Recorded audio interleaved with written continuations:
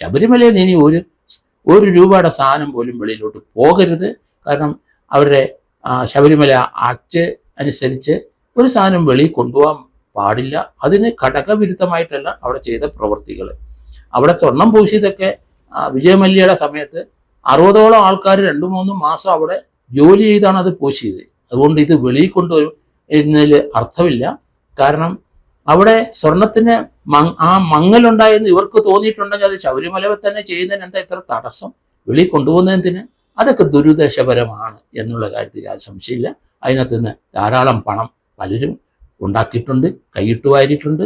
അതുകൊണ്ട് അത് ഹൈക്കോടതിയുടെ ഡിവിഷൻ ബെഞ്ചിൻ്റെ ഒരു കണ്ടെത്തലോട് കൂടി തന്നെയാണ് നമുക്കെല്ലാവർക്കും ഈ സ്വർണ്ണവേട്ട, സ്വർണ്ണക്കൊള്ള എന്താണെന്ന് മനസ്സിലായ. അതുകൊണ്ട് ഇനി അത് അനുവദിക്കാൻ പാടില്ല.